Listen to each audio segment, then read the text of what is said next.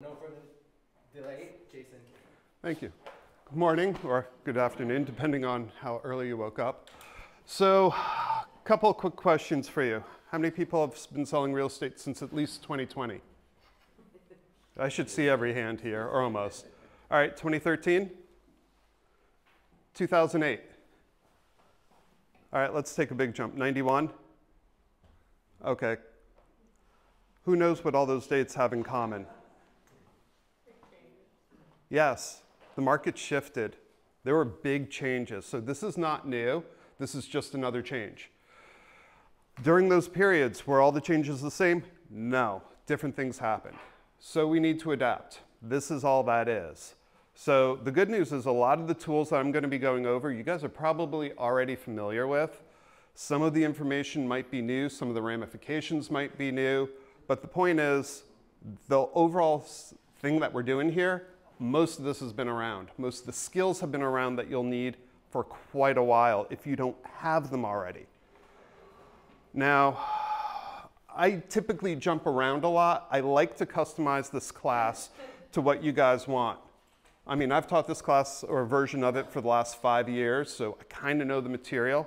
My question is, what do you guys want to learn here? And this class is interactive, so shout it out, please. Go. Can you just quickly explain what's going to take place on August 17th? We will definitely be covering that. And why August 17th? I definitely will be hitting that. What other things do you guys want to hear? Presenting the buyer agency agreement in a way to get them to sign. Right away. A lot of people don't want to sign that buyer, even though I've always done an exclusive agreement. Good for you. But now it's kind of shifted a little bit. So not wanting to sign the buyer agency. Money tied into it, right? Potentially. Yes, there is money potentially tied into this. You first. I'd like to understand the difference because I have always looked at it as, I used to have my license in New York and California because we lived the houses there. Yep. Still in New York and Manhattan and that's part of it. So, but I always looked at it that when my buyers were offering that the money was X amount, of course, was the offer for the house, but part of that we knew was going to be for the fees. Yes. Yes. In a way, to me, I wanted to clarify, I don't think in some ways it truly changes because that money wasn't going in the seller's pocket Correct. anyway. Correct. It's just a different check. It's a semantic. Yes. Mm-hmm. So that verbiage is. And I would definitely talk to John about that because in Colorado I've talked to several lenders and in most cases, with the exception of VAs, they have figured out ways to roll this into the closing costs. The reason why I say VAs is by law they are not allowed to pay. And believe me, people are working on fixing that because there are a lot of vets in Colorado. I know this for buyers, but also the dialogue to have with your sellers as you're getting them to sign the listing agreement. There is definite dialogue. There's a section in here where I go through how do you present what's going on in the market and how things change. That's brought up right then.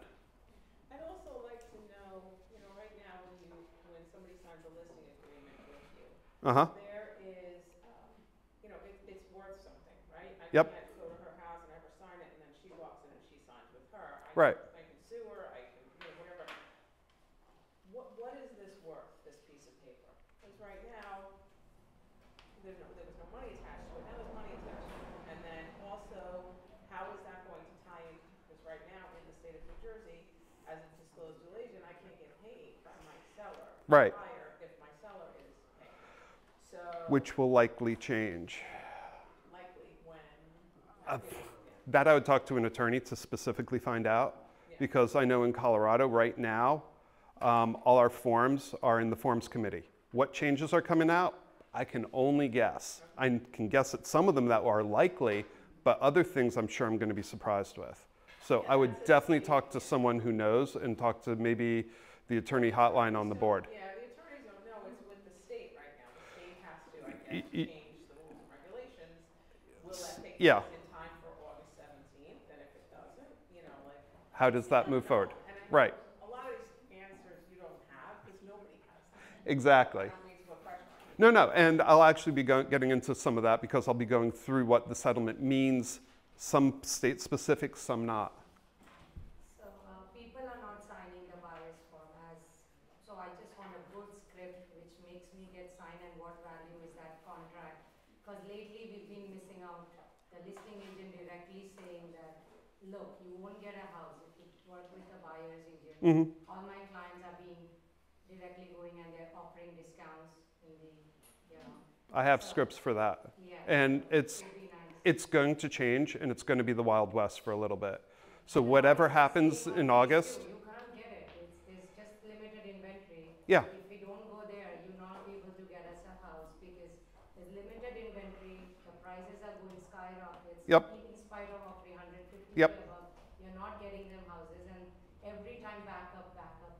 4, 5 offers, 6 offers.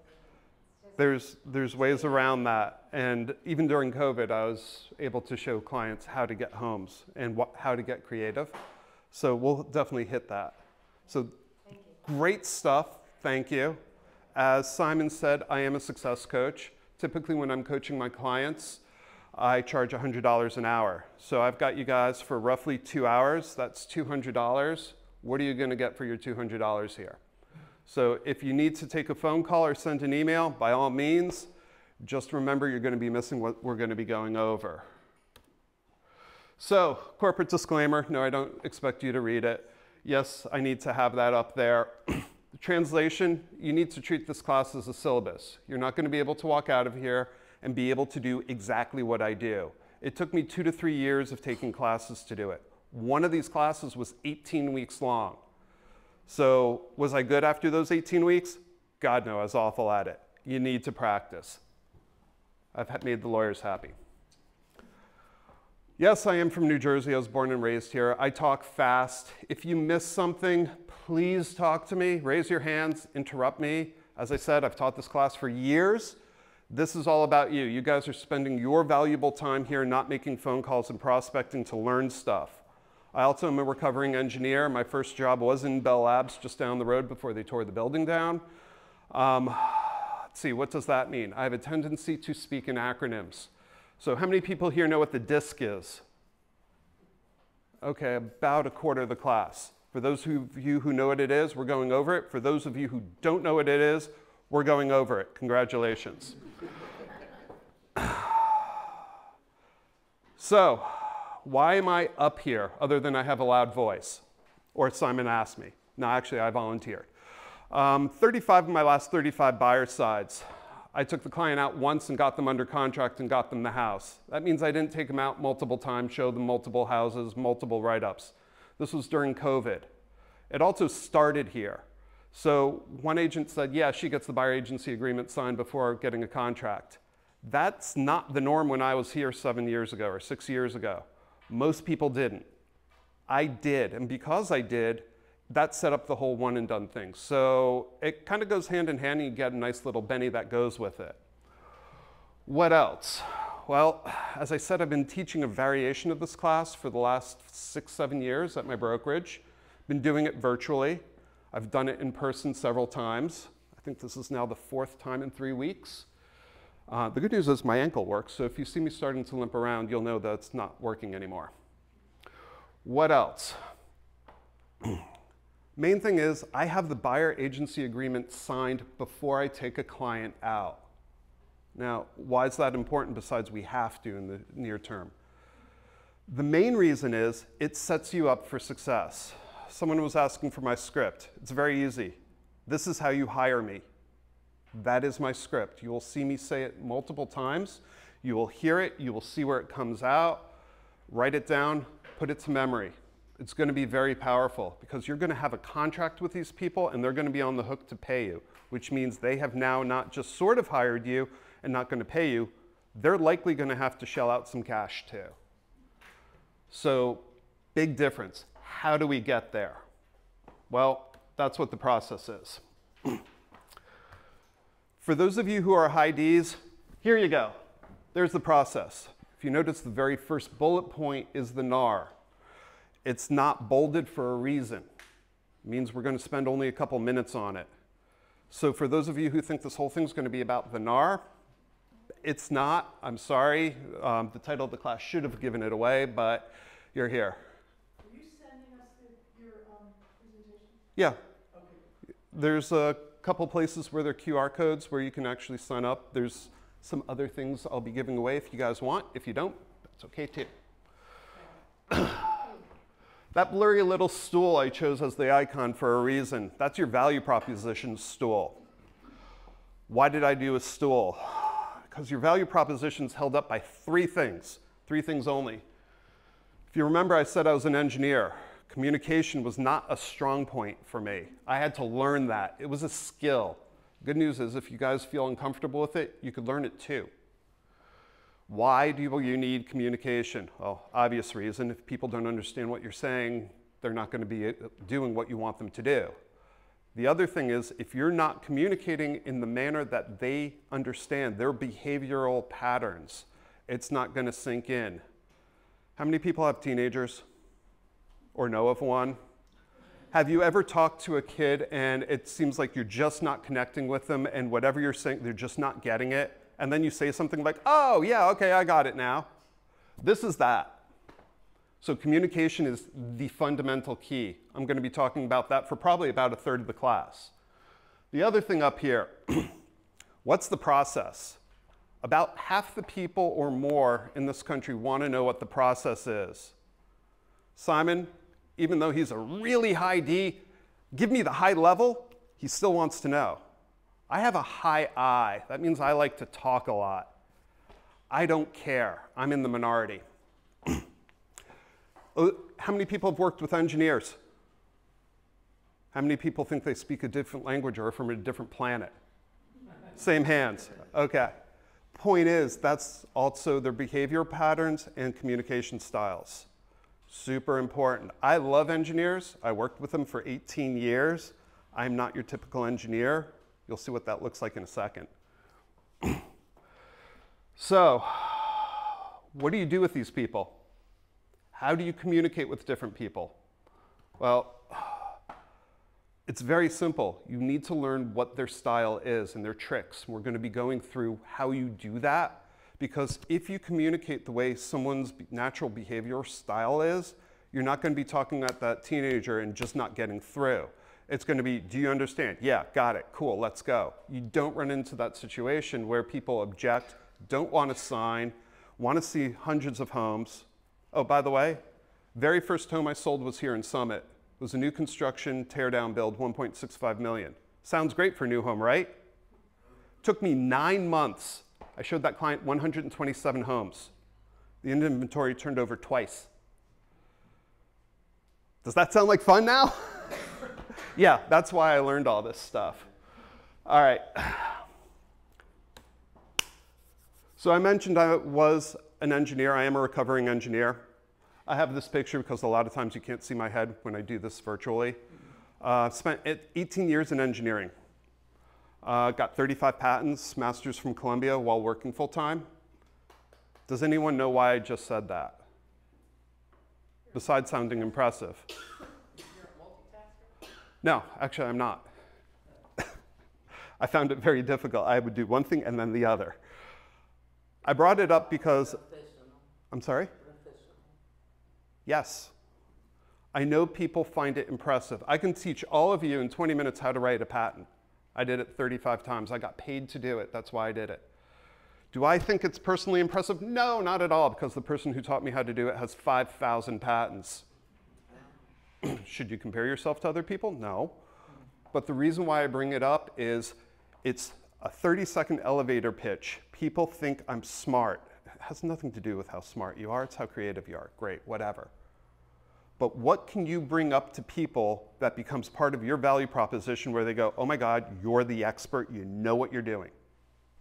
Because if they view you that way, by the time you pull out the buyer agency agreement and go, this is how you hire me, they are ready to sign. Sometimes they'll even ask you, hey, can I sign that right now? I've had it happen. Now, you've also noticed I jump around a lot. I do that in my buyer presentation. I have never done it twice the same way. You guys noticed I ask questions up here? Try to gauge how experienced the class is, how much you already know. Do the same thing with your clients. This is what I do, by the way.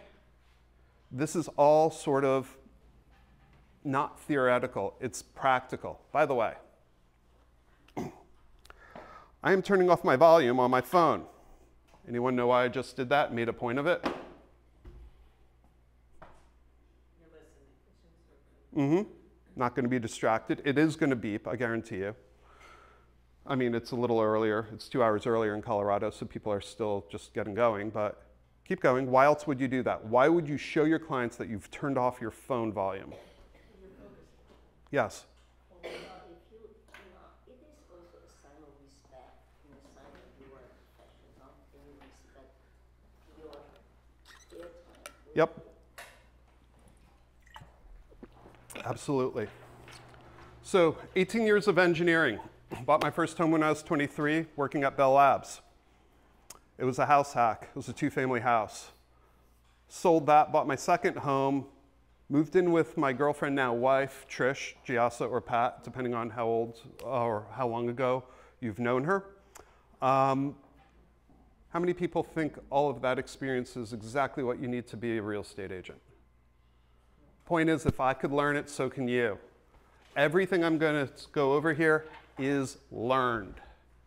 I did not make any of it up. I did not come up with any of it. And by the way, most of my patents, you can get patents in one of 2 ways. A new and novel idea, or an idea that is already existing used in a new and novel way. I am great at R&D, which does not mean research and development. It means rip off and duplicate, which I also got from somebody else. So I said I'd be going over this. I have my notes here. I'm going to read a lot of this verbatim because this is lawyer speak and I don't want to mess it up.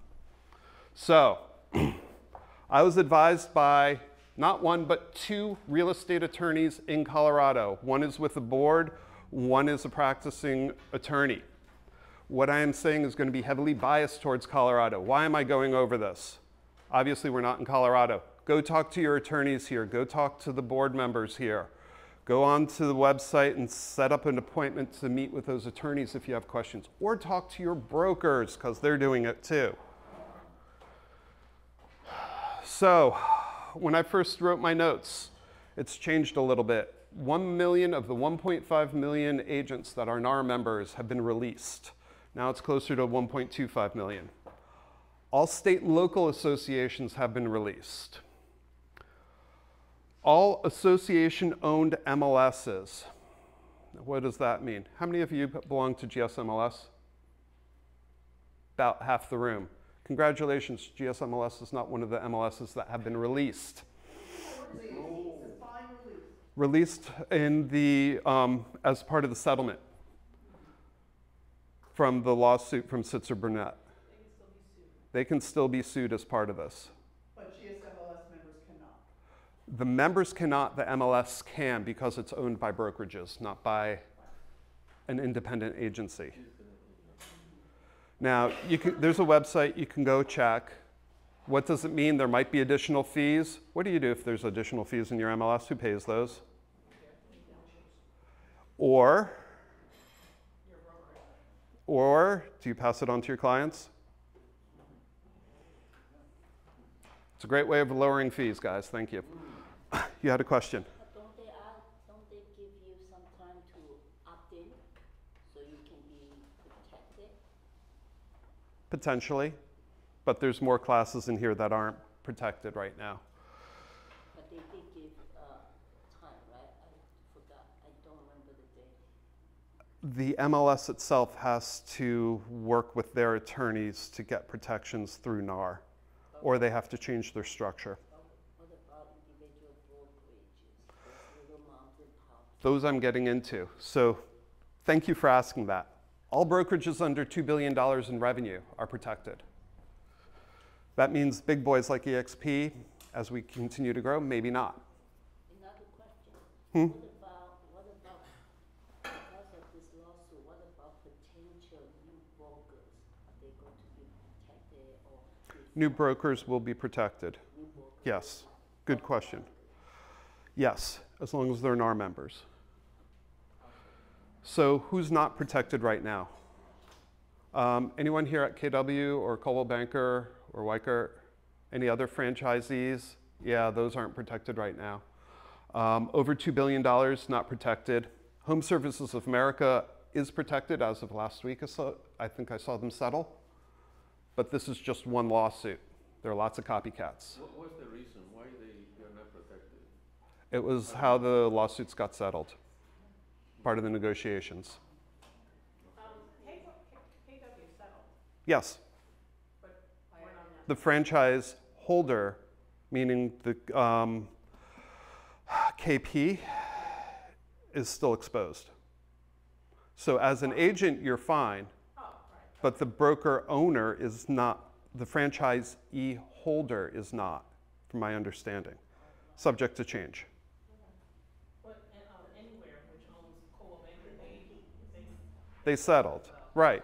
But again, the franchisee holder of that brokerage, oh, but not all Coldwell Bankers are franchised. not all are, But correct. the ones that are franchised. Correct. Oh, gotcha. Most of the ones in New Jersey are not franchised. Okay. Now, the settlement first came out on 4/22.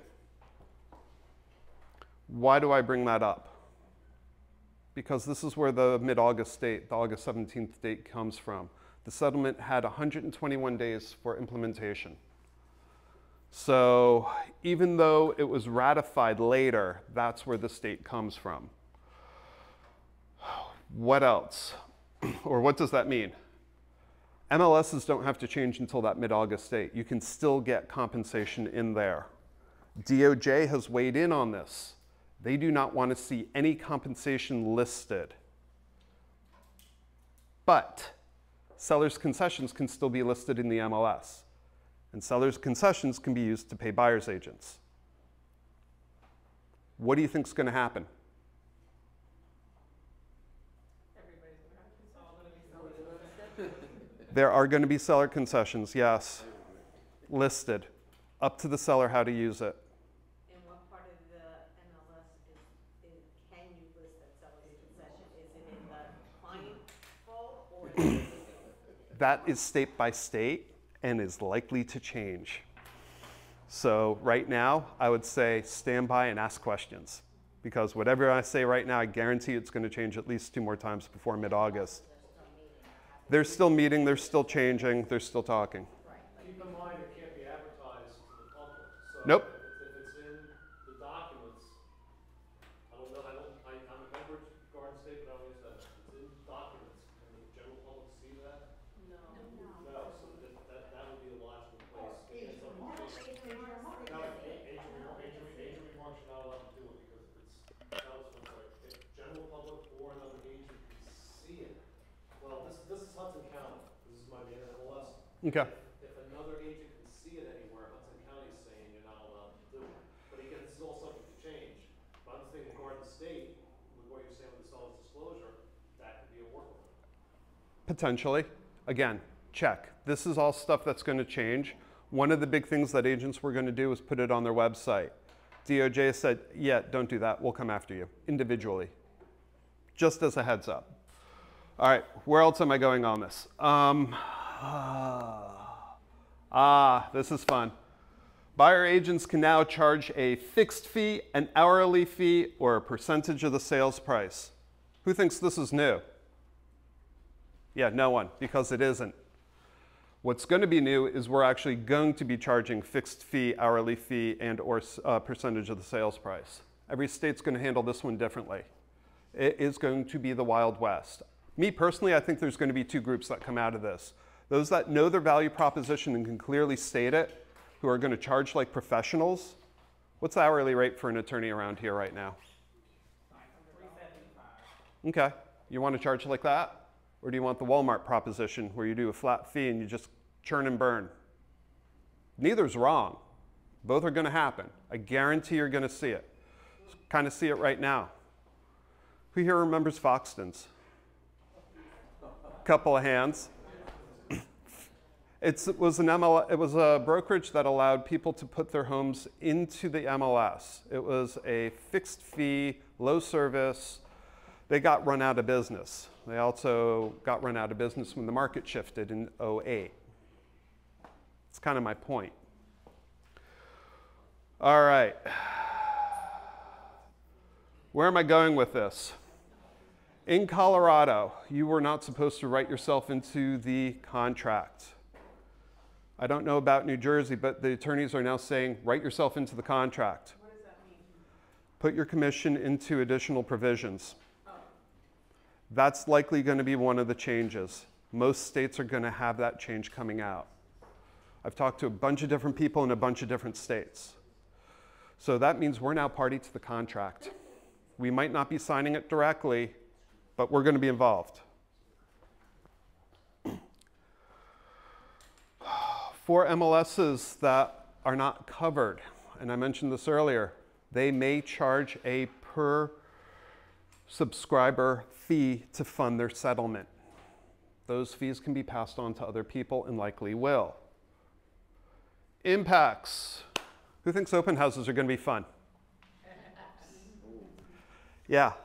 Colorado came out with the ruling, oh, by the way, we're not showing these people these homes. We're marketing. This is not a showing. That's how they got around it.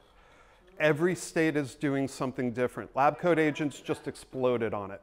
Well, go back to that. Okay. The seller's agent is saying what? They're marketing? This is marketing. I am marketing the house. People, not everyone coming through this home is a buyer. Some of these are neighbors that are telling it to other people. How is this any different than me putting this home on an MLS with pictures or a video? How many homes have you ever sold in open houses? I've sold one. Is it just words you're saying that you can't, you're not saying you're advertising it's an open house? It depends on the state is what I'm saying. Okay. So check with your state and your brokers on how that one's going to be handled. They don't know yet. Jersey doesn't know yet. Stay tuned. That's all I can say with that one. Now, one way around it that I've heard on lab coat agents, people are changing the verbiage on their sign-in sheets that this constitutes a single showing. I guarantee you the states are coming out. I know Colorado's got, I am showing one home. Here's the form, sign it. I can't show you the home without this. Before that, you say that the MLS who are not covered by NAR might charge individual members to come up with the settlement that they have to pay? They might, yeah. What you're saying? They might. So the MLSs may have to come up with additional money to stay afloat, or they may join other MLSs. You know that there is another MLS, right, called R. Real. Yeah. Well, that's a brokerage, but yes. Here's a fun one. So NAR has recently indicated every single MLS in the United States will need to require its participants to enforce a buyer-broker agreement before showing the property. Talking with the Colorado Division of Real Estate, they have indicated that this specifically goes against state laws, and you will be breaking the law and enforcing this practice. Guess what that means? Bingo! What's this mean to you guys? Well, not a whole bunch, except you're going to need to check with your brokers and your Division of Real Estate to see what is enforceable and what's coming out of Missouri. Missouri has its own state laws. If I pull out my wallet right now and pull out my driver's license, I guarantee it's going to look different than the New Jersey's license. I am licensed in the state of Colorado. I was licensed in the state of New Jersey. When I went to Colorado, I had to take a new test. They have different laws. What's this mean? If you're dealing with someone from across the river who's bought a house in New York and coming here, their expectations are going to be different. You need to set their expectations. I learned that one the hard way. I had a buyer who's like, I'm not signing anything, just see if they'll take this price. It's like, I legally can't do that in this state. If you say that up front, you've now set their expectations, you've removed that objection, and people won't fight you on it as much. This whole class, once I get done with this piece, is going over setting expectations, because that's how you remove the objections. If you remember earlier on, I talked about high Ds and what this class is not, and I'm almost done talking about NAR. That was setting expectations. You're going to see this throughout the class. One other fun thing here. As soon as the MLS changes, what is in there for compensation to the buyer agent? What do you think that's going to do for CMAs and appraisals? I heard a gasp and a head shake. Yeah, it's gonna put everything out of whack. Uh-huh. Because you're never gonna know who paid and where. Was it 2.5%? Was it 2%? Was it that mythical 3% I've never ever been paid? How are they going to adjust? Well, MLSs are going to now have a field in many cases of what was paid previously. Before the add-on of the commission for the buyer's agent? Yep. Okay, because we were wondering, how do you do a CMA? Yep. If you have a $2.5 million house, but it's really supposed to be 2.4? Yep. Okay. You got it. It's going to be fun. John. This is important because we've been actually dealing with this on the lender side in regards to increasing the sales price to finance. So it costs like one of our products, it's called the buy-down program, and it has to be done in the form of a seller concession. So one thing you're gonna have to do is, if you guys go under contract, let's say $1 million, and you negotiated, say, a $25,000 commission, we need to make sure that you tell the lender, number one, because we'll work with the attorneys on the addendum, and there's a thing called, I think it's Title 71. Is that? It sounds right. So Title 71 saying that like no immediate transaction can like increase the purchase price. Yep. But if the buyer and seller agree during the attorney review process, and the client only has to say that they want to finance a portion of their closing costs into the loan, we need that before we order the appraisal. Because then the appraiser will see that the sales price has been adjusted from $1 million to $1.25 million. If you don't do that, and the appraiser does the deal at $1 million and doesn't know about this, you could have an appraisal issue. So you're really gonna have to be sure that your lender knows how to do this properly. We have a format, and what I've learned is that most of the attorneys that we work with, as long as that they put my name on the addendum to sign, that I'm aware of what's going on, then they're okay with it. So if you're working with a buyer right now, for example, and you're doing a pre-approval for a buyer, is this something you would bring up? Or in your everyday life? This is the negotiation during the contract on what the price is. Right. Because now you're negotiating the buyer agency fee as well and what's being financed. This is actually my next bullet point. Thanks for hitting it. Now I don't have to.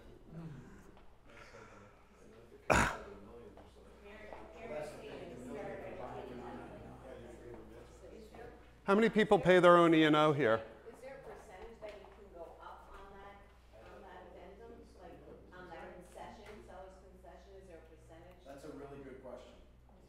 Because this is gonna be where it gets tricky, is every loan has different, what the maximum seller concession is. So if someone's putting down a low down payment, the cap's 3%. So you might be able to meet your 2.5, but then if you guys run into any inspection issue, issue credit, that could cause a problem. Most loans go up to 6%. So when you have 6% available seller concession, you just have to make sure that you get this addendum done first, because a lot of times people are like, oh, let me wait till after the inspections come in. And you don't want to do that, because then you're opening yourself up to not getting paid on the deal. Speaking of opening surf up. I haven't been talking to the buyers about it yet, because we don't know. So I don't want to put something in their head and like we got plenty of deals that we're taking now that are still closing in May and June. Right. Yeah. Go. All right, one quick question. So in that case, you mentioned like doing this addendum first, and that's all great, but what does happen if you run into the issue with now they've agreed to pay you your 2.5%, it's financed in a loan, now they need a concession, chimney, or some other such expensive, line item that now maxes out that allowable concession? Fix it before closing. What'd you say? Fix it before closing. We can't finance that. You can't give me a credit. You have to fix it before closing. Right, but if the seller doesn't have the cash or doesn't want to spend it now. Now you get into another negotiation. It's part of the fun. Oh, yeah, party time. Shoot. In the meantime, between now and the change, I was sitting recently a couple weeks ago with my buyers, and they had no problem signing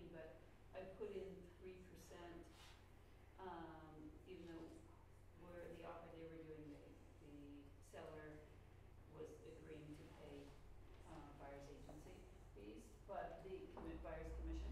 But I was understanding from my manager that even though maybe it was gonna be 2.5%. Yep. Right, for the buyer side, if I had put in 2.5 and then let's say that they didn't get that house, even if someone else was willing to pay more, if I had only put in 1% or 2 or 2.5%, I couldn't change it once it was signed. You can go down, you cannot go up. Depends on your state, and you could amend it. Well, Colorado, you used to get more. Now you can't when this changes, but you can do an amendment. Even by when it's a new construction too, that's something for us to be aware. New construction a lot of times is even more. I mean, so you can always go that way. So sometimes you have to tell them, like, you gotta put a high percentage. Right, well, I didn't have a problem with So it float down, but it I want to keep going because there's a lot of stuff and I don't want to leave anything here. Before I leave here, there's really one major thing I want to hit again. How many people even think about E&O or pay their own? A couple, okay. When I was here, my E&O was paid by my broker. Never thought about it. If you do not earn a commission on a sale, you are not covered by your E&O.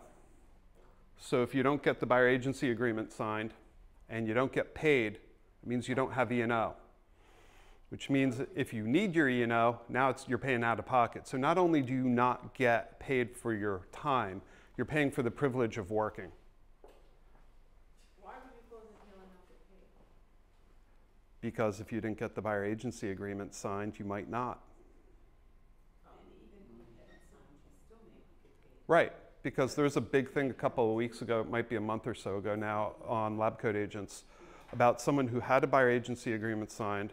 They were going to get paid at closing. Buyers didn't have the money. They closed. This person never got paid, even though they have a signed agreement, a contractual obligation. That's part of the reason why we're being put into the contracts. But would that have mattered? If they needed E&O coverage, yeah. Because they didn't get paid, they're not covered by E&O. Okay, I'm going to skip the rest of this and move on. I mentioned the one and done earlier. How many people have you ever done a one and done, taken a client out once and gotten them under contract? About a quarter of the class. Why do you think that happens? They found what they wanted up front. Yeah, what else? There's usually a couple of things that happen. Educated and prepared, yeah. That's huge.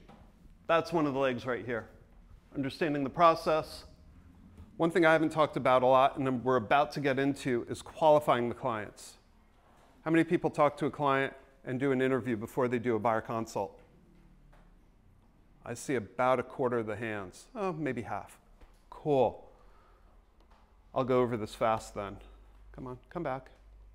There we go. All right. The big thing, and I've talked about this before, is not just knowing what your value proposition is, but telling your client what it is. Different clients are going to want to hear different things. If I'm talking to Simon, he's a silly high D. That means I have to get to the point right away. Executive summary.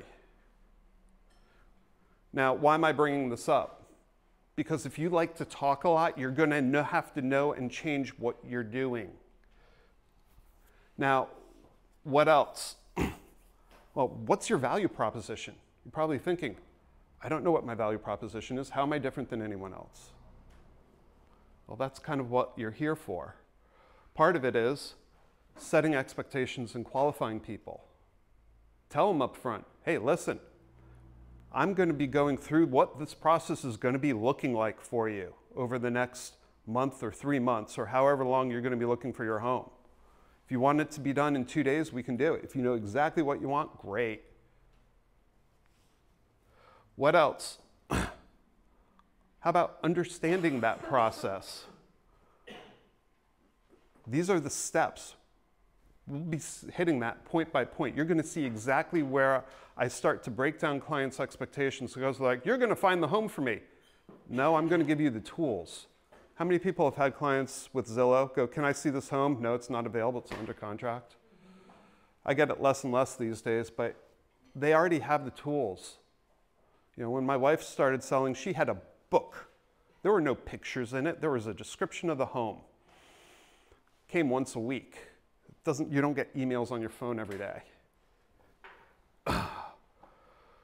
What else? This is something I haven't talked about. Mindset. I've sent emails, I'm like, oh yeah, I'm so happy for you. Yay, congratulations. Do you think that's how my clients read it? Oh no, they're like, oh my God, I'm so freaking happy for you. Yeah, this is amazing. What's the point? It's how you come across. So I've seen this in KW, I can't tell you how many years, and numerous other conferences. If I'm standing here talking to you, you're seeing my body emotion, you're seeing my face, you're seeing my hands move. You're hearing the enunciations and the pauses. Some of them are a little longer on purpose. When I send an email or a text, you lose all of that. Where am I going with this? Part of my secret sauce is NLP. How many people knows what that is? Neuro-linguistic programming. That was that 18-week class I talked about. What it centers on is it's just as important on how you say something as what is actually being said and what's really freaking important. Here's an example. This is how I learned NLP. Stand up, put your hand out. Bring it down to your side as you're talking. So, I jumped. It's a command, it's a statement. When I brought my hand down and said down before, it was a statement and it was emphasized. Now let's do the reverse of that. I jumped. 2 words, no punctuation. What's the difference on what you got out of that? Here's the key. The first one with the downward swing. I jumped. It's a statement. It already happened. It's a matter of fact. It's indisputable. The next one, I jumped. You jumped. Why did you jump? How high did you jump? What caused you to jump? Did you actually jump? This is the mindset, because now people's minds are going down that rabbit hole, especially if they're a high I. They're going to miss the next 3 things you just said. So be very cognizant of what you're saying and how you're enunciating it. The whole point of this is if you send a text, I jumped with no punctuation, how did these people read it? I jumped, up, down, no idea. I think it's less than 3% of communication is the actual text that's sent versus speaking to someone versus being in front of them. The phone, I think, is 70-something%. All right, I'm going to jump ahead a little bit here. Actually, I'll go through this. So I said I've got a 94.6% success rate. That's, by the way, 35 divided by 37. Anyone know why I just changed how I'm presenting it and not saying 95%, but 94.6? It's very specific. I'm talking to people with high Cs, high compliance. This is part of DISC. We'll get into this in the next slide. Why am I bringing this up? They like to follow rules. They need checklists. They want specifics. About half the country is high IC. A large percentage is also a high IS. I'm bringing up the Cs because if you don't do what they want you to do, they will get very, very stubborn. They will fight you. It's not fun. Now, I mentioned I have a master's from Columbia. I did actual rocket science in my undergrad. I bring that up because in my KW office, when I was brandy new, less than 3 months licensed, I'm talking to someone who had been in the industry for multiple years, decades, I'll be nice. And she told me that real estate is not rocket science. You know, occasionally you'll get a one and done. It's the blind squirrel thing. Enjoy it. Except I've done it 35 of my last 37 times. Who thinks that's still a fluke? Yeah, not a single hand. There's a reason for that. When you set expectations properly, you don't have the resistance. It makes life much easier. You know what it's going to take to get the home. I mean, one of the homes that I didn't sell during COVID, I knew she wasn't going to get it. And I told her up front, I'm like, you're not even going to get the home. She's like, I have to try. I'm like, okay. So we did.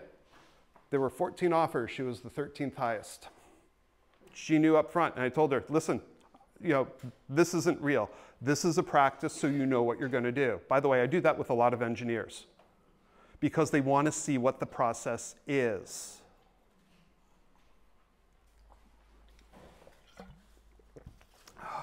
And in case you're wondering, I've been doing these one and done things for almost 7 years. So in markets that are cooling, in markets that are hot, during the COVID insanity, when everyone was trying to figure out, how do I get my offers accepted? I've taken this client out 10 times. I've taken most of my clients out once. That one engineer, it depends on how you count it, I took her out twice. Because they listened. They were like, okay, what do we need to do to get this home? Because I don't want to be one of those people that went and wrote 14 offers and saw 23 homes. Now, you're probably wondering, great, you've been talking a lot. How do you do this? Come on. Part of it's practicing. I mentioned this earlier. It's role play. How many of you role play? Ooh, very few hands. Simon raised his hand. How many people think Simon still needs to role play? There's a reason why he's practicing. I'll give you a hint. It's that wonderful Michael Jordan quote. He practiced harder than he played the game. I still role play. I'm in a new scenario. I don't know exactly what to say. I script it out and I practice it before I call my client. What's the average sales price here?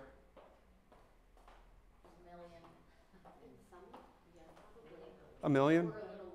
Okay. So close to Boulder. Sales price in Boulder for a 3-2, 3-bedroom, 2-bath, small one on a 1/10 of an acre needing updates, 1.3 million. When I started selling in Boulder, the top of the market was 6 million. There were 3 homes that sold for 13 million last year. Condos are over $1 million. We're over $1,000 a square foot, which 2 years ago was the price you'd pay in Vail and Telluride and Aspen. Why am I bringing this up? There's 2 reasons. To show that you know that information? Yes. I'm educated on the market. I know what I'm talking about. The other reason why I bring it up is it's a really expensive way to practice on your clients. We're talking Harvard MBA expensive, guys. Practice with someone other than your clients, you get a do-over. Now, why am I talking about this? When I started script practice, it was awkward and I was awful at it. I didn't like doing it. At one point, I had 8 role play partners in a week. Why? Anyone want to guess? Yeah. No, they liked doing it with me. Wanted to get better. Yeah, absolutely. The whole point of this is, you know, I was doing Zillow calls and sign calls back when actually people called on the signs. Those were the hardest. This wasn't 15 minutes and done. This was a half hour per side. I was dedicating an hour every morning before picking up the phone and calling people and prospecting on how to answer their questions, how to handle objections. And I still have some of those objection handlers. They're scripts, they just roll out when prompted. I don't even know where they are anymore. I had them little Post-it notes on the mirror next to my call mirror, so I made sure I'd smile. People could hear the smile when you're talking. How many people remember having to really exaggerate their smile when they were wearing masks during COVID, where you could see it in the eyes? That's the smile I'm talking about. People can hear that on the phone. And if you fake it, eventually your body will go, yeah, okay. And people will hear it on the phone. That's also mindset. Now, I'm going to jump ahead real fast because we're running out of time. This is the disc. These colors here are not arbitrary. The D and the I are warmer colors because they're warmer personalities. The C and the S here are cooler personalities, more reserved. These guys over here, these D's and C's, they want a checklist. In Colorado, on our contract, there is a page of dates. I cut and paste that page, publish it on Google. There's my client's checklist on what they have to get done when. Very easy. These I's and S's, these are your people pleasers and people. This is where it gets fun. How many people have ever worked with an executive or a Wall Streeter? Couple of hands. DC. I had a spouse tell me this. You know what DC stands for? Don't care. Meaning they will run right over your emotions and not even know they're doing it. Your engineers are your SCs. Those are your scaredy cats. Literally, frozen doe eyes. Oh my God, what's going on? I don't know what to do. I don't have enough data. Just bury them in data. Pull all the comps, all the homes that sold in the neighborhoods. You guys are listening. Yes, they've already done it half the times. How many people think that engineers take forever to make a decision? They do if you give them all the time in the world to create a deadline for them. How many people remember Apollo 13 where those engineers had a couple hours to figure out how to make the air filtration system work? Ask them what their deadline is and then hold their feet to it. Oh, you want to be in your new home for Christmas, for Hanukkah, for New Year's, for the new school season? When's your lease up? Ooh, don't want you to be homeless. Double moves are not fun. I really recommend not doing that. I've done that in my last 2 moves. It sucks. You will see amazing things with engineers where they're going, man, it's not perfect, but I can make it perfect. It is timing. It has a lot to do with it. So this form over here that's a little bit blurry. How many people know what LP Mama is or have heard of it? LP Mama. It's been around forever. It stands for location, price, motivation, agent, and closing for the appointment. I've highly modified the form that I had for LP Mama. You can Google it and download it. This is my form. If you want it, scan the QR code, or if it doesn't work, let me know. I'll have Simon and John send you the links. The main point here is that's my list of questions. How many people have noticed I've been asking a lot of questions here to kind of direct where we've been going? Questions are powerful, right? Okay. We'll get back to that in a second. So one of the things I do is I ask them, what do they do for a job? How do they make their money? What do they do for a living? If they say they're retired, I go, congratulations. What did you do for money to get you to be retired? Why am I asking this question? People like talking about themselves. They do. Why else? Get some open-ended questions to understand what category they fall into. Yes. Because if they're an executive, they're a DC and they don't care, and I know I have 5 minutes before they're going to hang up the phone on me to fill out as much as I can on the form. If they're in real estate, they might be a DI or an ID, which a lot of salespeople are. So the whole point here is try to figure out who they are, and if I'm right or wrong, I don't really care. Now, mind you, I'm an engineer. I went into engineering because it wasn't exact, it was close enough, which is not how most engineers think. I also went into it because I like the creativity. So who wants to guess what my disc is based on being a recovering engineer? No, I already told you. I didn't understand most of those people. I am an I. I'm talking a lot. Yes. I also said I'm a salesperson and have been for the last decade. So DI, maybe? Actually, I'm a dick. I'm a DI with a trailing C. So yes, I just made a dick joke so you don't have to. But the whole point here is it's not foolproof. So the more you talk to someone, the more you're going to get the idea of who these people are and what they are going to need. So if you know you have a DI, you're going to have someone who has the attention span of a goldfish or a gnat. Oh, look, there's a cute little dog out there. And to continually need to rein them in. Now, in Boulder, it's great. There are 32 breweries in town. I don't meet people in offices. I meet them in coffee shops, which there are even more of, or in breweries, to go over this stuff. I know exactly who I'm dealing with because if they're looking around all over the place, I'm like, oh my God. It's like, over here, laser pointer, look here. That's what you're going to have to do with these people. I know, I am one. For those of you who don't know DISC, Google Dr. Michael Abelson. He is one of the better DISC people out there. You do need to charge people if you're using their DISC. I don't send them the DISC profile to do.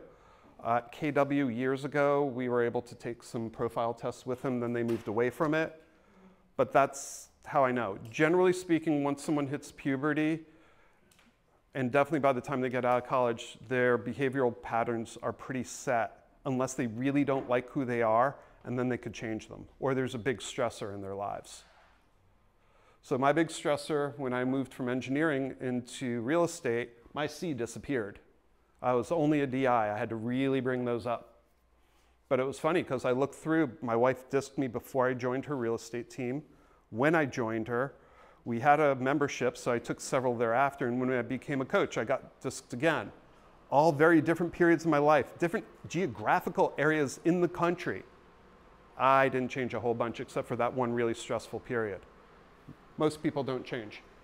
They change. Younger they will, but older they won't. If you move countries, big job changes, like actually what you're doing for a living. Like when I was an engineer, I put electronics in a plastic box. I did it for biotech, I did it for telecom, I did it for consumer devices, but basically it was the same thing. It wasn't that hard. When I went into sales, that was a big change. So, I'm going to go through this really fast. What do you do with these people? The C's and D's I mentioned, bullet points, get to the point fast, give them checklists. The C's can be stubborn. I mentioned this before. They will dig their heels in. Be careful. The S's will show the emotional capacity of a dust bunny. Now, those engineers can get really challenging because you have no idea what's going on in here. Oh yeah, I'm really excited. It's like, really show some emotion, please. No. Oh my God, I'm so scared. Oh, that's kind of interesting. Hello, what's going on in there? All of a sudden, you'll get an email that explodes like the Howler from Harry Potter, and you're like, oh my God, where the hell did this come from? 2 days of marination, that's where it came from. This is typical of these people. Tell them it's okay. You expect it. Please communicate with me. If you need to think about it, that's cool. You'll see that more in a second. Oop, too far. So going back to this, the BIF.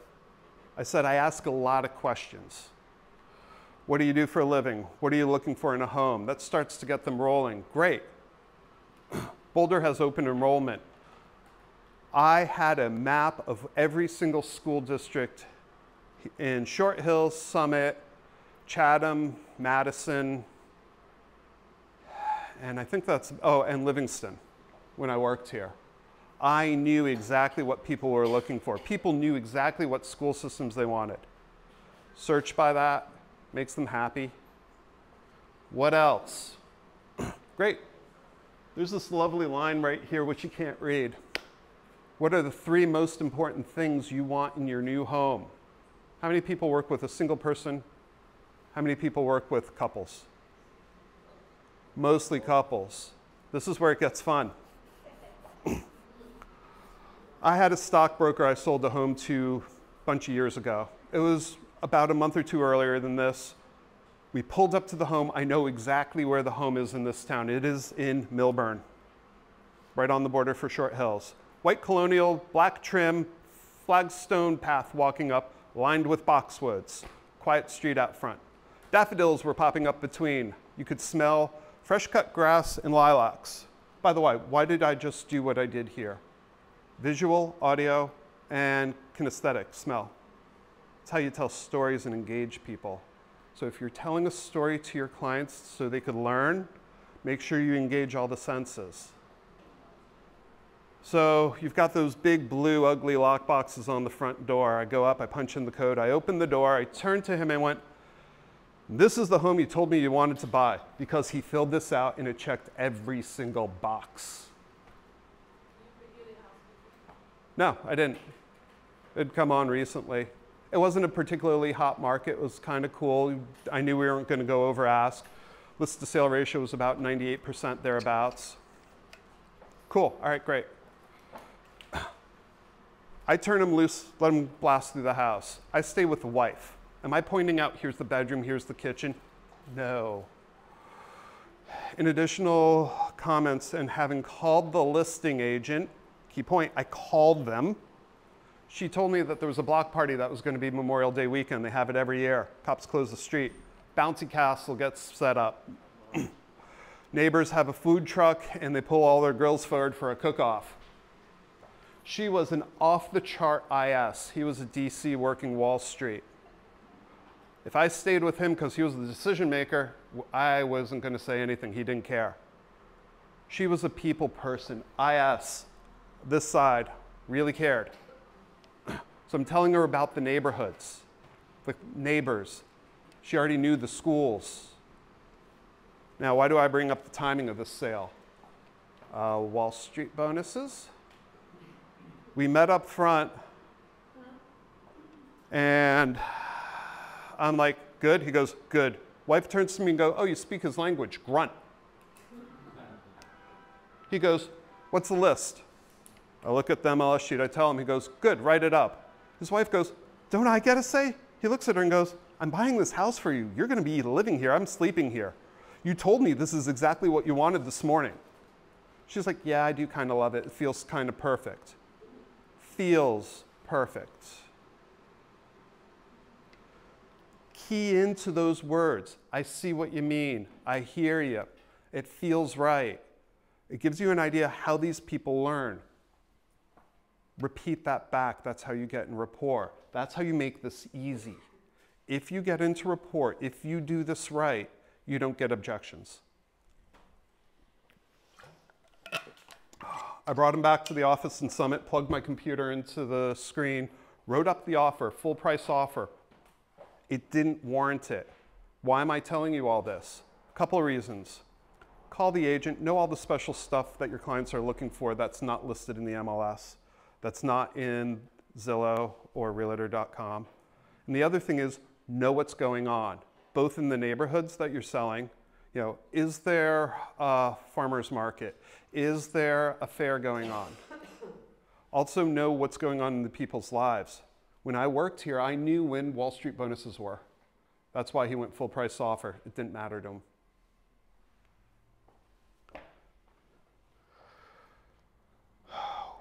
What else? So on this, some of the other things that I ask. Have you ever owned a home? No? Okay, great. Yes? In this state? When did you last buy? Things are likely to change. Do I care? No, but I'm setting expectations.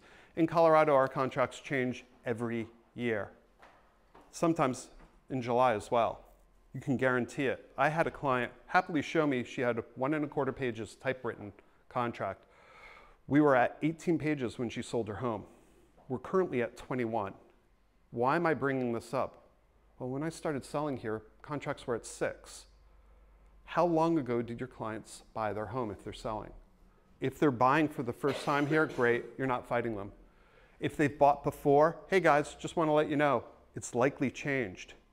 If you've got a commuter coming from New York City, I mentioned this earlier, they likely will have said, hey, can you offer this amount? Yes, I can only make the offer in written form in New Jersey. Has to be a signed contract. New York, you sign the contract, you just bought the home. Know the difference. These are key critical things. Even if they haven't done that, telling them this, what do you think that makes you look like? Value proposition, maybe?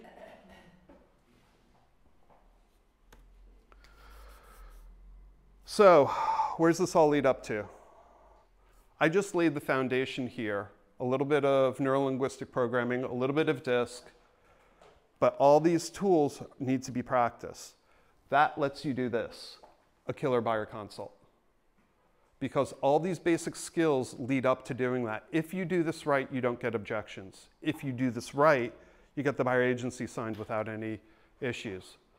My wife bitched at me. She kept saying I'm not being efficient with my time. What happened was very quickly, by spending the time up front, 2 hours, maybe 3, I had the buyer agency signed. I went out and showed them 3 to 5 homes, no more than 8. Took them out 2-3 times at most, now 1, and get them under contract. Remember I asked you all what you thought your hourly, what professional fees were, lawyers' fees? If I charged the client per hour, I'd be about $4.85, because that's what my time is worth. I don't waste their time. I get them the home they want. That's what they are willing to pay me. That's what this is. So, remember when I asked about questions, right? So, or telling stories, that whole I jumped thing. Well, part of what I'm just doing here are those tie downs, turning questions into statements, right? By the way, that was another one. The right wasn't up, it was down. Just putting that one word, or okay, at the end of it, can take any statement and turn it into a question. Now your clients feel like they're involved in the process, right? So we're going to do that in a second, and you're going to see exactly what that looks like. Question for you. If a client doesn't spend an hour with you, or won't spend an hour with you, going over the buyer consult, do you even want to work with that person? That's easy. I refer them. Because I tell you, I've done it in the past, and what happens is that person absolutely drains you. You miss other clients, other buyers, you're off your game, you miss that listing appointment. It's not worth it. So I typically spend 60 to 90 minutes on my buyer consult. I send it beforehand. I literally have a folder on my hard disk, and this is my computer I was going to show you. But it's numbered, 1 through 5 on all the forms I send. Buyer agency agreement, blank. Copy of the contract filled out as an example. I like $1 million. It's nice round numbers, gives them an idea. John and Jane Doe, great. What else? Affiliated buyers agreement. Each corporation has their own. If they've got other agencies or other things they sell, great, send it ahead of time. What else?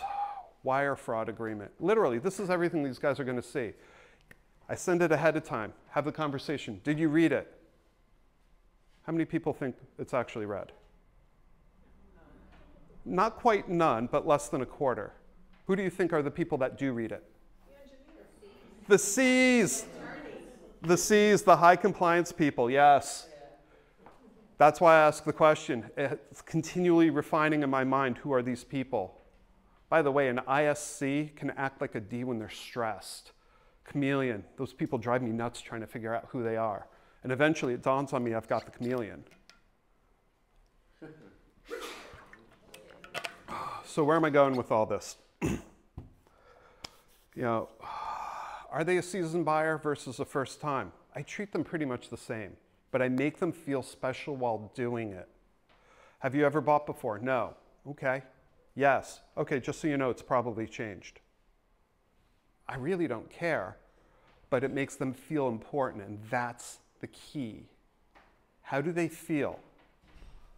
Because if they feel valued, if they feel important, they're going to want to work with you. If they think you're smart and you know what you're doing, they're going to want to work with you. I don't care if you're a first-time agent or if you've been doing this for 30 years. I've seen 30-year veterans that are worse than the people who've sold 6 homes. Number of sales is only a way to try to figure it out. I mean, God forbid you actually need to go for brain surgery. Are you going to ask the surgeon what scalpel they use, or are you going to ask how many times have they done this type of surgery this year? What do you think is important? This is that. So, want to keep moving along as I'm running out of time quickly. Let's see. I'm actually going to skip that story because we had some great stuff earlier. So typically I'll take engineers out once before I make them sign the buyer agency agreement. That's my one exception. Colorado's kind of wishy-washy. I'm not going to get into it. New Jersey, we don't know what they're going to make you do. They're probably going to make you sign it before going out. But good news is engineers like to follow rules. I'd love to take you out to show you what the process is. Unfortunately, the state law requires I have to have you sign this first.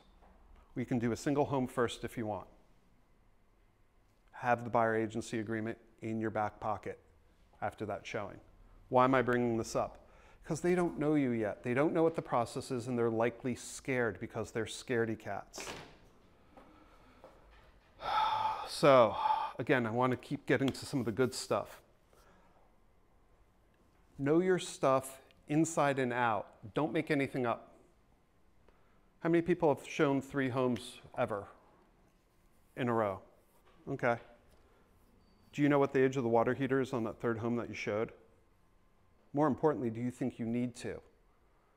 The engineers, will they ask? Sure. You know how to find out the date if they really care. Look up the serial number. But the point is, if you don't know everything, and you never will because there's too much to know it all, tell them you don't know it all and that you'll get back to them. And please, for the love of God, get back to them in a timely manner. Even if it's like, let me go check with a listing agent to find that out for you on how much it costs to get the grass cut. Great. Listing agent doesn't know, she's gonna go ask her clients. If you don't hear back, you text them, hey, just text the listing agent again. Still haven't heard back. I haven't forgotten about your question. Involve your clients so they know what you're doing. The reason why we've gotten sued and we're in this whole mess is because no one knows what we're doing, including the President of the United States. You're laughing. Unfortunately, it's true. I mean, there's a reason why general consensus is realtors are looked upon with the same respect as used car salesmen and litigation attorneys. We've earned that reputation by not telling our clients what we do. A lot of the stuff I tell my clients up front, hey, listen, I'm the shock absorber. There's a lot of stuff going on in the background you may not see. I'll peel back the curtain a little bit just so you know what's going on and I'm taking care of it. By the way, that works great for those high D's, those high I's. Those high S's also love that. The C's are going, great, what are you dealing with? I want to know more. Who cares? They now love you. Do you see how this is starting to be built out? I haven't even gotten to the buyer consult yet. Speaking of which, so it's a little blurry. This is a lovely letter that I send. That QR code, again, if you haven't done it already, scan it. I'll make sure Simon and John will get you the buyer consult, this actual thing. Is that the same as the QR code? Yeah. The bit.ly is the same as the QR. Yeah, I was afraid of that. So, what I do with this is I typically skip over the first 4 slides. We have all of you guys' email addresses, so we can send it to you. Cool. Only the C's have read the first 4 slides. Most people haven't. Great. Again, I ask, have you read this? No? Great. I'm going to go over a few key points and answer your questions. You have read it? Great. I'm going to highlight a key few points and answer all your questions. Same thing. Doesn't matter. Jason? Yeah. I'm sorry. You said to not go over the whole thing. You said. I generally don't. Right. And I've heard that before. But what happens if somebody says, I want you to go over it line by line? Great. Do it. I do it with the C's. Nice segue, by the way. This really tiny eye test, I go over every line with the C's. The D's, typically 2 or 3 bullet points, and then I drop the 2 things that aren't on there. Hey, guess what? I typically only show clients 5 to 8 homes, and I show the best homes first. That line right there is why I do a one and done. You don't have a lot of inventory? Great. If I happen to have the miracle of showing more than 1 home to a client, I will show the best home first. I will drive across town, show the next best home. I'll drive back to where the other one was, show the 3rd best home. Every home is getting worse. Why? Because I show the best homes first. They have no expectation that if they wait, there's going to be a better home coming on. From here, if we talk about that, I might actually jump ahead to what's going on in the market, which I'm going to save for later, right now. Something else I put in here that's super important. I work from 8 a.m. to 6 p.m., 6 days a week. Is it okay if I take one day off? And it floats. You're laughing. In Colorado, most people go, oh my God, you only take one day off? In New Jersey, people are like, what, really? You're not working at 9 o'clock at night? It sets expectations. I don't get interrupted at dinner anymore. I get to have a lovely dinner with my wife. This is super critical. This is setting expectations. This is how I work. I will always get back to you within 24 hours if you send an email. If I am away, there will be someone who covers me. By the way, guys, make sure you do this actually. This is critical, and you're going to see this again a little bit later. This is where I spend the majority of my time. The high I's, hey man, I got your back. The high D's, I got your back. I say those few bullet points and move on. The high C's, to answer your question, I read every single nauseating, painful bullet point. Uh-oh. Don't lose the mic. All right, how many people say I want you to be comfortable with this transaction? I don't say it anymore. I had an engineering client who was shaking like a leaf during an inspection, sitting on the couch going, I want to cancel this deal. I can't do this. I'm like, okay, what's up? Talk to me. I'm looking, and he's starting to talk. I'm like, listen, you already paid for it. Let's see what the inspector says. You never know. So did I leave it there? No, I went and found the inspector. I went, how's it look? He goes, I've never seen a house this clean. I go, good. Client's freaking out. Make sure you tell him. He goes, got you covered. Don't worry. I didn't stop there either. I called my lender partner. I love my lenders. I like John a lot when I worked here too, by the way. So why am I saying that? Because I had the lender call him. He goes, what do you think rates are going to do? Go up. He goes, so what do they think that's going to do with your ability to buy a home? Going to cost me more. He goes, what do you think is going to happen with housing prices? Go up more. He goes, so what do you think that's going to do with your ability to buy a home? Won't be able to. He goes, so why do you want to back out? He goes, why don't you wait and see what the inspector says? He goes, if it's a falling down home, piece of shit, we'll cancel, go out. No worries. All right, cool. Off the chart SC engineer. What was he afraid of? I mean, this is the question I was asking him basically. He was afraid of the process. He was afraid of being hundreds of thousands of dollars in debt. He was afraid of the unknown. How do I care and feed this home? The inspector took him through, made him a bullet-pointed list. Oh, look, bullet points again. Of what you have to do. How do you shut off the water? How do you drain the pipes? I mean, it was complete. It was great.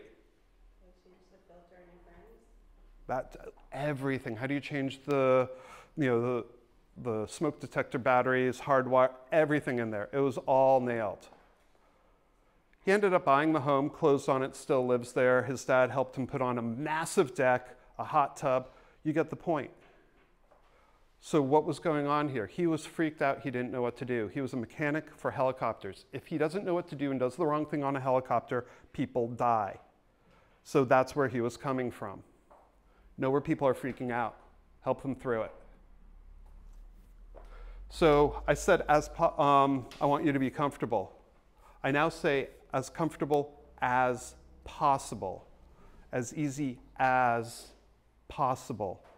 Those two little words mean, hey, this might really, really suck, but I'm going to make sure it sucks the absolute least possible it's going to. That's setting expectations. Super critical. Okay, 20 more minutes. I swear I can wrap it up that fast. I go through this whole unlegible buying process ad nauseum. Engineers that come in early haven't really started. Congratulations, you have started before everyone else. You're really on top of this. Let's make sure we nail this right. Those first two line items, get pre-qualified. What else is in there? Well, if they're already done, I'll say, hey, great, fantastic. You're so far ahead of where everyone else already is. Line item 3, which you can't read, is find your home. I go, most people think this is the realtor's job. I'm not living in the home. I love when clients ask me, what do you think of this home? Hey, honestly, this isn't what I would buy, but it's exactly what you told me you wanted to buy. What's the point here? We don't buy the home. We don't give them what to do. We give them the tools on how to do it. I've said that before. It's important. What else in here? Steps 4 and 5. Either when you make an offer or when an offer is accepted, I tell my clients right here, they are not likely going to sleep that night. They will probably wake up at 2 or 3 in the morning. I tell them a quick story. I'm not going to get into it, but my wife and myself, we're on our 10th, 11th, 12th house that we've bought together. We still wake up and go, you can't sleep either. No, don't we tell our clients this? I have clients laughing when I call them the next morning. How'd you sleep? Not a wink. We were laughing about it. Thank you so much. Far cry from a client going, oh my God, I'm not buying this house. We have to cancel. I don't have attorney review in New Jersey. I don't have to worry about client canceling. My lovely script I like is, you've removed the seller's ability to sell this home to somebody else.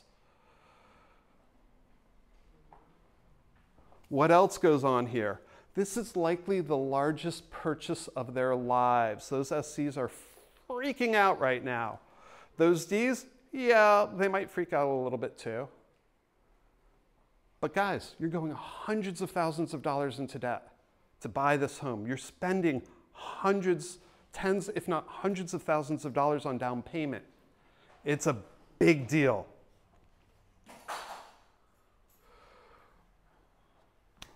So, what else? Step 6. John hit this one lovely earlier. Apply for a mortgage. Please, for the love of God, do this as soon as possible. Why? Anyone want to guess why you want to do it before step 6? You don't get to answer. What they can afford. More importantly, they can close in 9 days. Guys, you basically made your buyers a cash buyer at this point. The only objection that the lender will have is the appraisal. You've made them almost as good.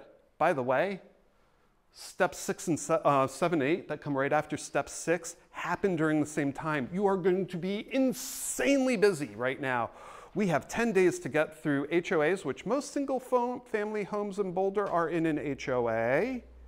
Fun, fun. And you're going to have to get your insurance.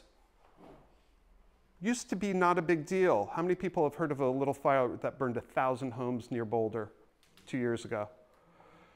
Yeah, those $5 to $13 million homes are uninsurable. Anything north of 9th Street or anything west of Broadway is uninsurable in Boulder. There's one company that deals with it. You think that might be a value proposition? Telling your clients, hey, I know if your home can become insured, your most valuable possession you own, where all your stuff is. You think they might want to hire you if you give them that level of information? Might be a value proposition. So you see how this is now all of a sudden really getting real and building, where people are going, oh my God, you really know your collective crap and I'm going to hire you because you really are one of the good ones. Almost every agent knows this, I hope. What else?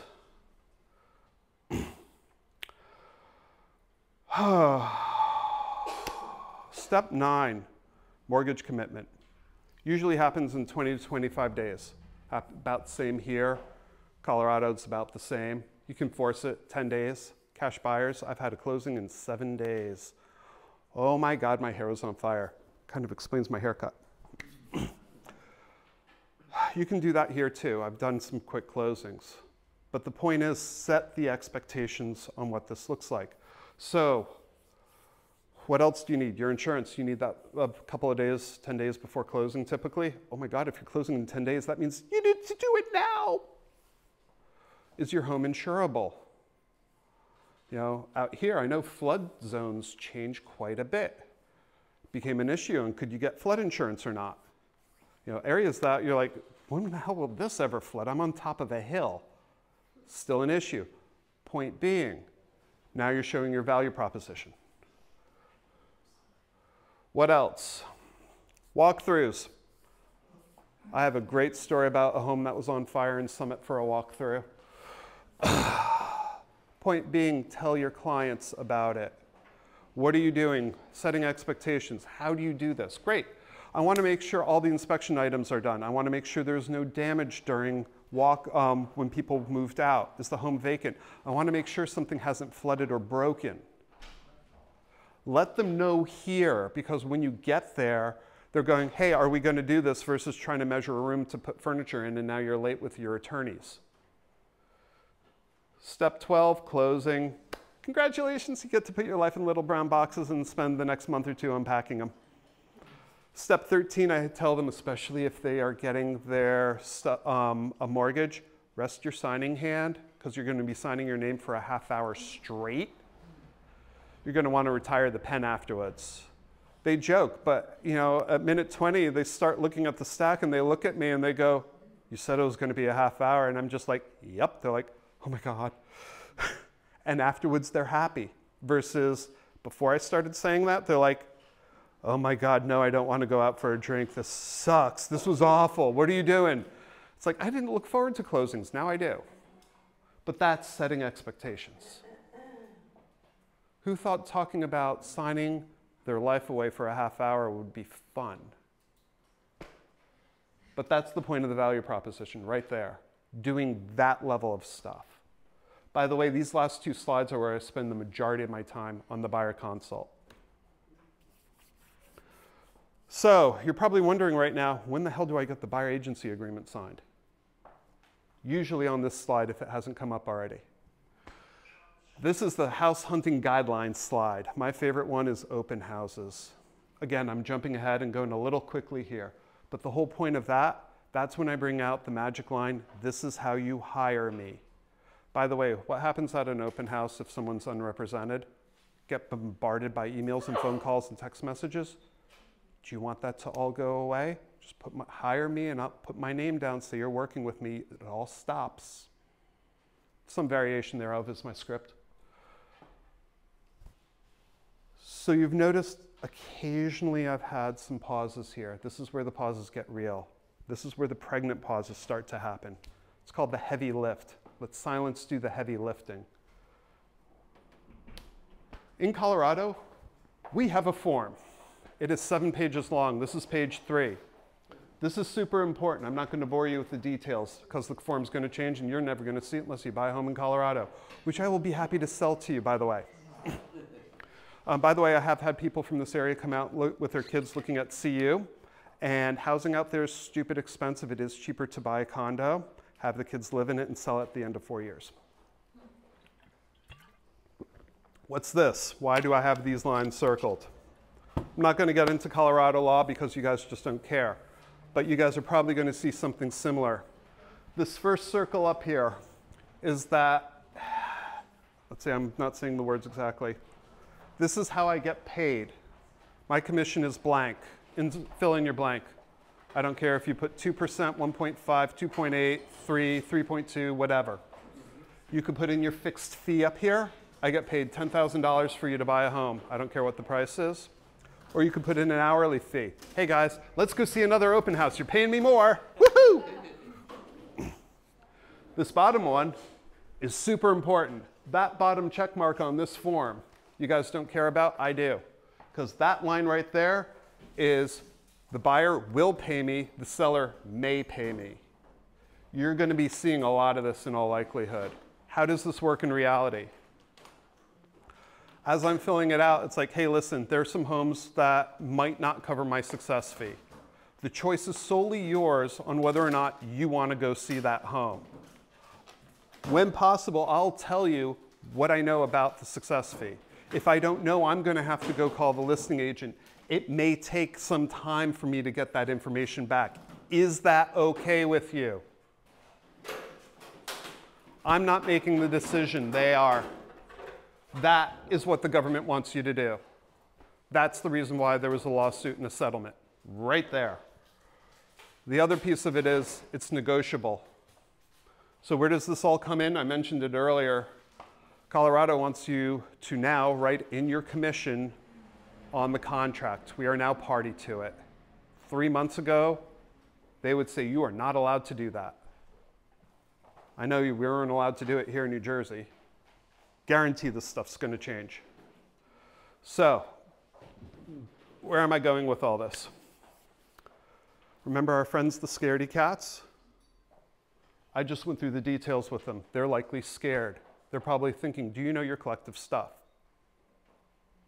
Do you know what you're doing? Are you a good agent? Do I want to work with you? Do I have money to pay for it? Their face may be blank. You might smell something burning. You might see gears moving in there, but they're processing. Let them process. Be quiet at this point. Don't say anything. Everyone else, when you ask them to sign to hire you, there's that script again. You be quiet. I had someone say they sang the alphabet song in their head 5 times if they need to. I was actually thinking about that the last time I did a silent lift. Awkward, isn't it? So, some of the things I do at this point are great. I have just gone over a lot of information. What questions do you have? That's what I ask my clients. Some of them have questions, some of them don't. So, on the home stretch here, back to our favorite disc. All the C's out there right now are probably convulsing because the headline says 9 essential responsibilities of your realtor, and there are 10 bullet points on purpose. How many people have taken ethics recently this year? Ethics. This year? Yeah. Do these bullet points look at all like what they teach you in ethics that you go over? Because it was lifted directly from that. I mean, we're talking about groundbreaking, earth-shattering ideas here like understanding your client's goals. If I don't understand it by the time I hit the slide, I'm in trouble because I've already spent about an hour on 2 conversations with them on what are they looking for. Advocating for them. That's your job. Definition of working relationships. How many people get that signed here? It's required. I'm not seeing hands. It's required, guys. Pull out the form. Here is a form where you get to say, listen, why do you want to hire me? Why do you want to work with me specifically? The listing agent, their job is to sell the home for the most amount of money for their client and advocate for their client. When you hire me as your buyer's agent to represent you, my job is to find you the home you want that meets your needs for the least amount of money, or if we're in a multiple bid situation, to get you the home the first time. How does that sound for you? Does that sound good? I didn't make up those scripts. You can literally buy a book with those scripts in it. Speaking of which, they're here too. So, keep them informed. I already talked about this one too. Earth-shattering. Oh my God. Most agents don't tell their clients what's going on behind the scenes. I have pre-canned emails just so they already know what's going on. Be competent and skilled in knowing the market. I mean, that's what we're realtors for. That's why we have hot sheets. That's why we go to Broker Open. It's either that or the salmon salads. Start to see where this is all going, right? Okay. So I said I'd get to this slide. This is the market slide. The first one is, that's how many people are going to be looking at the houses up front. Notice it starts at a negative number, not 0, and then tails off. The pyramid is how I describe to my clients why they want to look at overpriced homes. Because they typically sell for less than market value. You said you want a below market value home, you want a great deal, right? Let's look at those higher value because fewer people look on it. People keep dropping the price. Now you can get it below market. Sound good to you? These are people that only wanted to look at cheap homes before. Now they're looking at overpriced homes. Talk about flipping the script. And yes, I'm speeding up.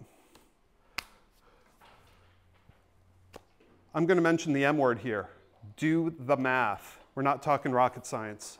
This is simple stuff you plug into a Google calculator to figure out. So this was a great slide a couple months ago. You know, you've got a 450 home. During COVID, it sold for 5.25. You do the math at 3.5% or 4.5%, and you're spending about $2,400 a month. Now, we're entering the slow period. Graduation already happened in Colorado. People are going off camping and taking trips, going places. We're finally starting to see our average sales price drop on the MLS because we're getting our normal inventory in. We typically have 600 homes for sale. During COVID, we were at below 80. Right now, we're at about 120. We have no inventory in the lower market. Our mid-market is saturated. Our upper market's doing what it always does. Know your market segments and where your clients are. This comes in. The payments are roughly the same. Rates at 6.5% versus 4.5%. $71 a month. Do you think you can spare us $71 a month? I know you want it to be a little lower. By the way, that translates to $2.36 a day. Do you guys go to Starbucks? What do you typically spend there? $5, $5.25? Sorry, I can't quite read this slide. What is the comparison being made between? So, home listed at the same price, $450. One during COVID selling for $500. One after COVID with higher interest rates, selling for less, but costing the person the same amount of money. Less money down, interest rates higher, but it costs less, so the price is the same. So what do you do here? This is a key thing. I usually bring this out later in the process, but the whole point here is, okay, you don't want to spend the extra 25 grand, I get it. You're not going to get the house if you do that. You understand that? Yes, great.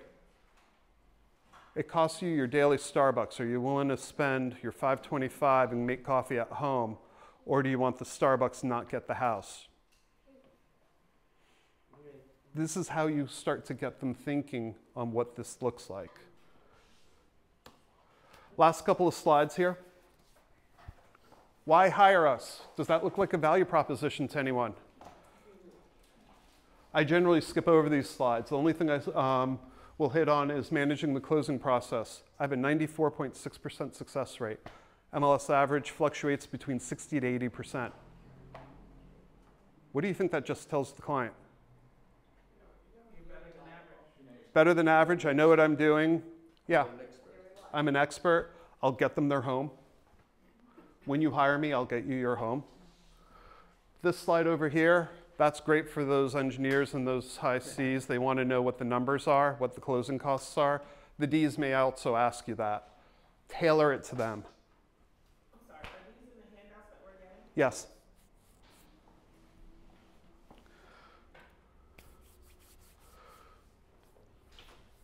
So I've been in business for about a decade. My wife started in the 80s, so quite a while. If you're kind of newer, build it out. Ask to put your broker on it. Are you on a team? Put your entire team on it and they're experts. There's a lot you can do here where people will want to hire you. Oh, I'm just going to go to the listing agent and get it. Okay, why do you want to do that? To save money? Yeah.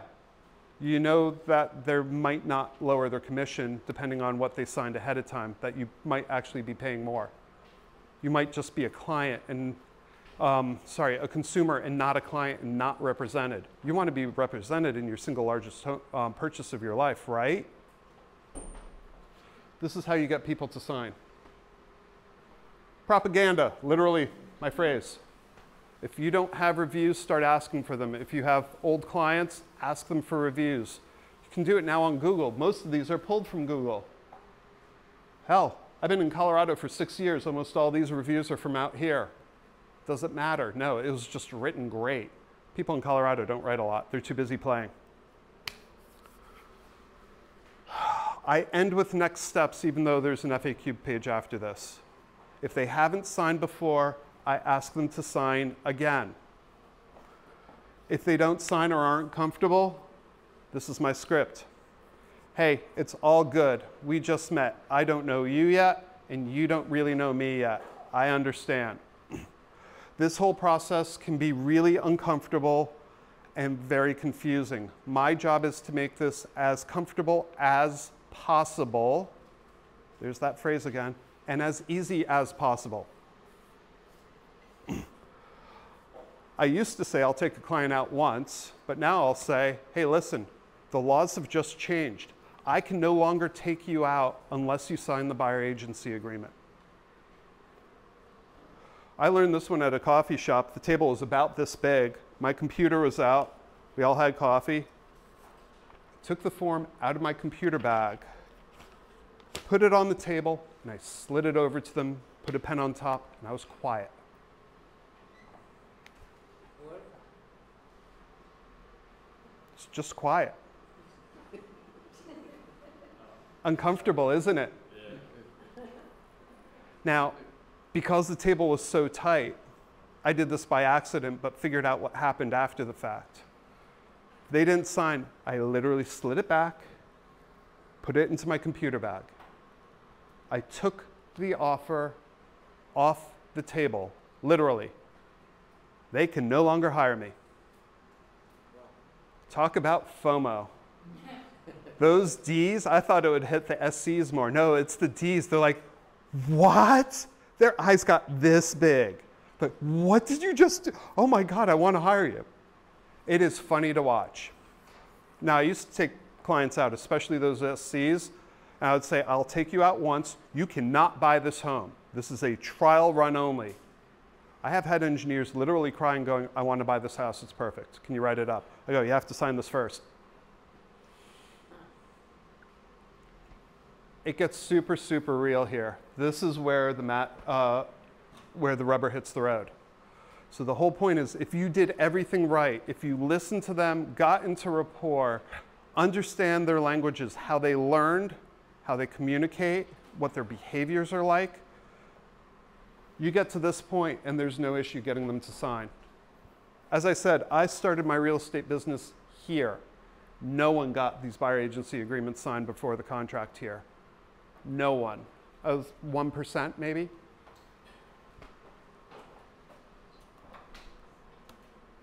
I'm going to skip over this. So this is the book list that I've gone through that's helped me get here. I know it's not really visible. It'll be in the slides. If you guys learn from books, great books.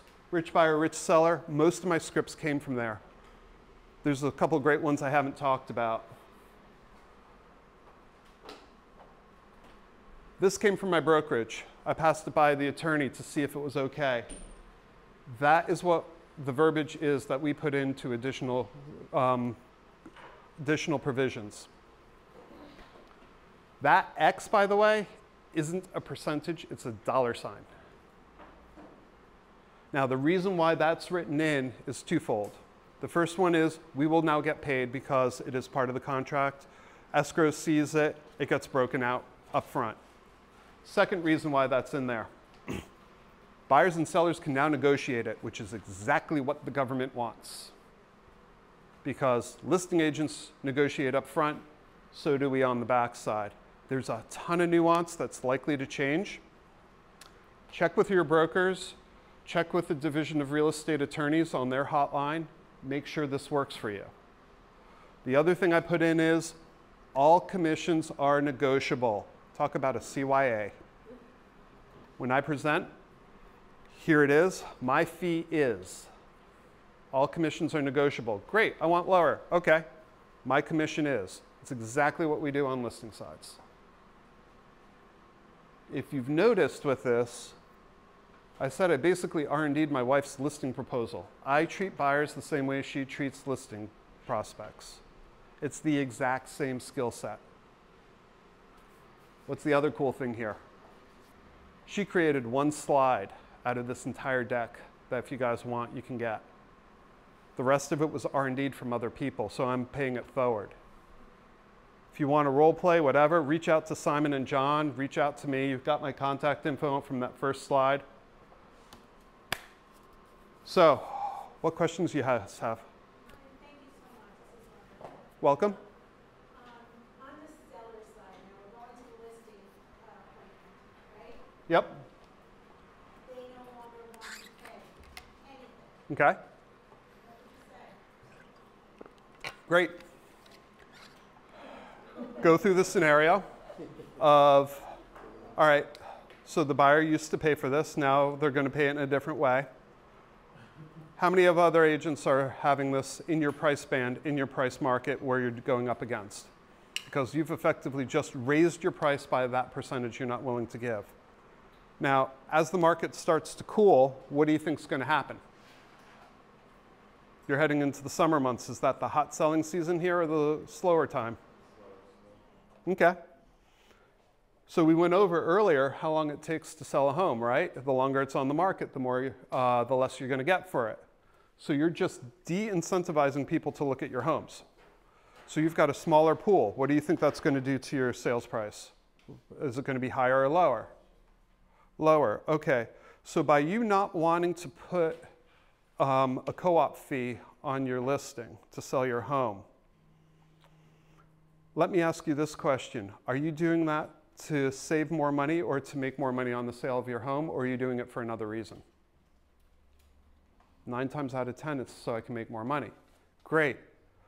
Then let's concentrate on scenarios where I can make you the most possible money on the sale of your home and you net the most amount, which is what you want, right? So you start with the end in mind. Where do you want to go? And then you kind of ask the questions to guide them there and let them answer.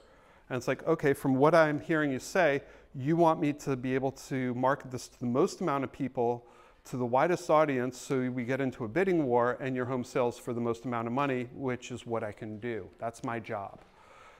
Do the best ability to market your home. Yes, great.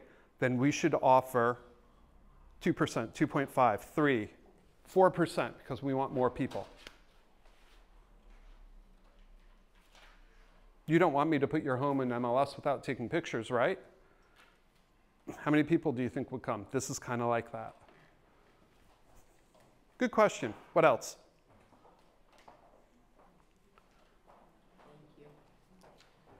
Do you meet with all of your buyers in person? No. So when you are on a Zoom call, how do you find that works? Usually I do the Zoom calls. It started during COVID. Zoom calls usually happen because spouses are in different areas. They might be at different sporting events. They might be traveling for business. Doesn't matter. Maybe they're just in different locations. But what I do is I make sure that I have both of their images large so I can see their facial expressions and what they're doing and how they're interacting.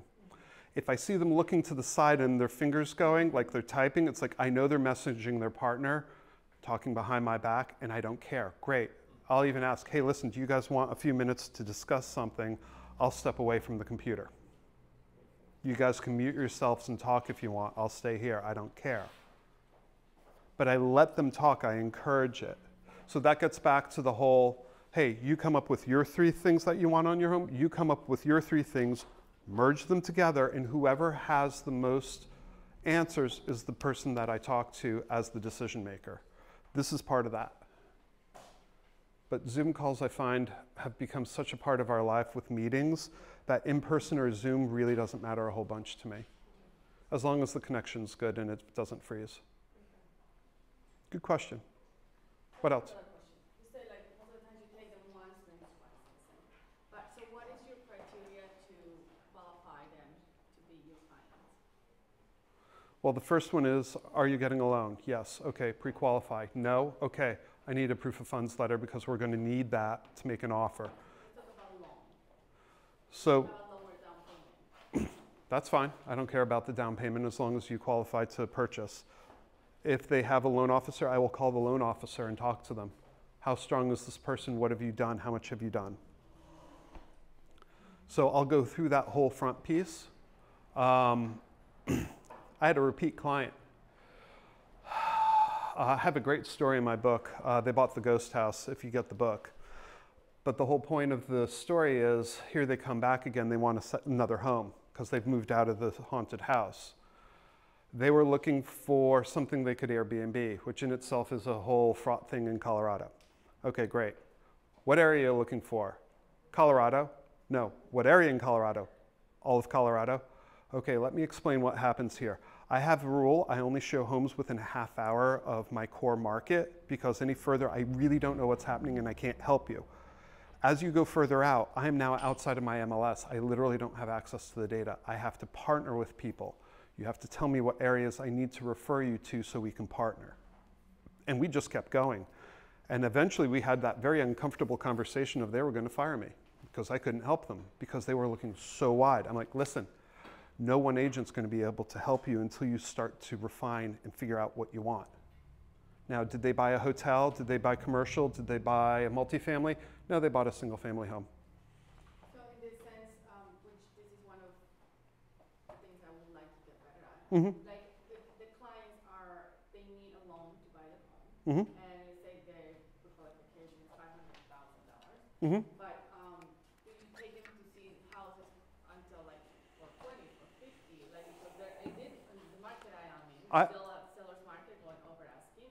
I ask them. And I say, if it is going over ask, it's like, okay, what do you think the average over ask is? How much buffer do you want?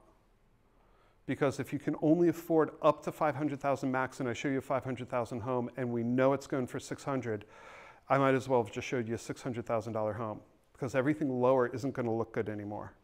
So let's make sure we can do what you can qualify for and what you're going to have to do to get the home.